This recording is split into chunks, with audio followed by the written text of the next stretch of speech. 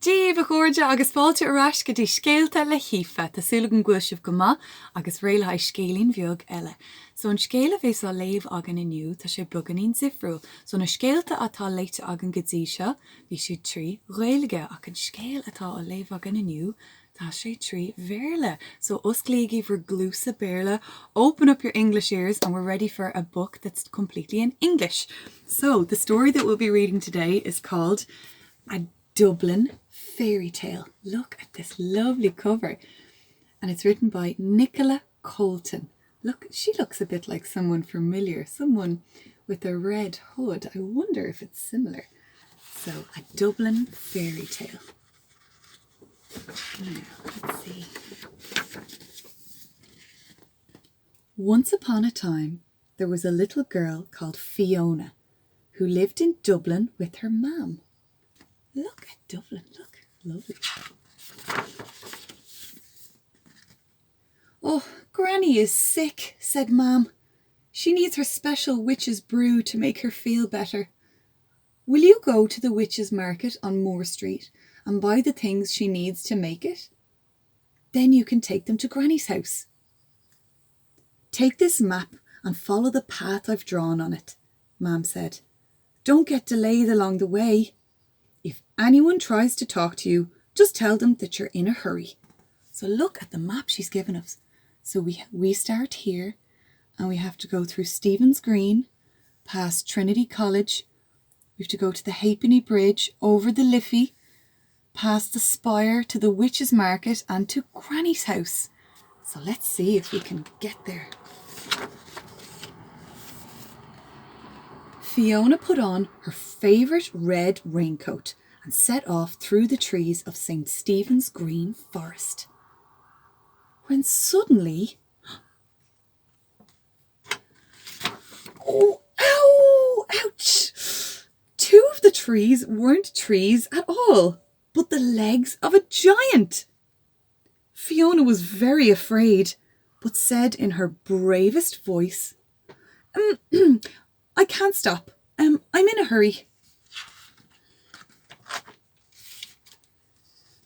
The giant looked at her sadly and pointed to his foot. I'm sorry if I startled you, but I seem to be caught in a thorn bush. Well, maybe I can stop for a minute, Fiona said as she freed his foot from the thorns. Oh, thank you, said the giant. And Fiona continued on her way past Trinity College of Sorcery. Oh, my goodness. She had just crossed the Halfpenny Bridge when suddenly, grrr! Fiona was very afraid, but said in her bravest voice, I can't stop, Mr. Troll. I'm sorry. I'm in a hurry.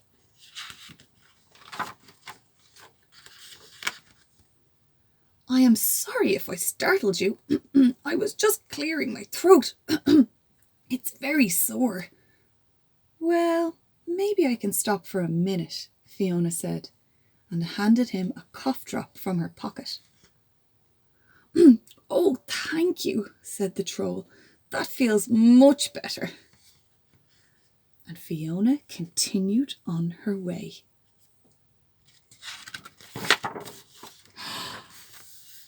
She had just reached the spire when suddenly,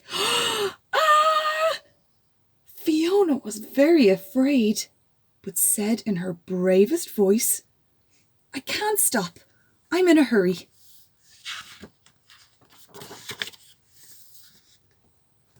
I'm sorry if I startled you, said the dragon, but there's a pigeon beside you and I'm terribly frightened of them. Well, maybe I can stop for a minute, Fiona said, and chased the pigeon away. Oh, thank you, said the dragon, and Fiona continued on her way. Look, this is the market. Fiona reached the market and was amazed at all the things that were for sale. She bought everything she needed, But then, suddenly... Help! Oh no, look, someone's stolen her basket. Luckily, Fiona's new friends came to the rescue. I'm sorry, the wolf said. I just wanted some of your nice-smelling cake. Well, you should have asked, Fiona said. Come with me to Granny's and you can have a slice. So look, all of her new friends came to help her.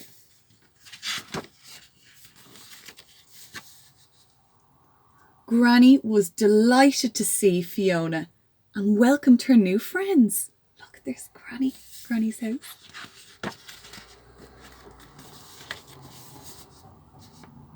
She made a pot of witch's brew for everyone, and they all had a slice of cake.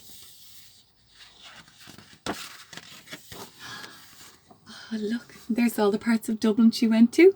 So she went to the Halfpenny Bridge, Trinity College, the Spire, and there's a bike maybe from Stephen's Green. That is a lovely book. That is such a lovely book by Nicola Colton.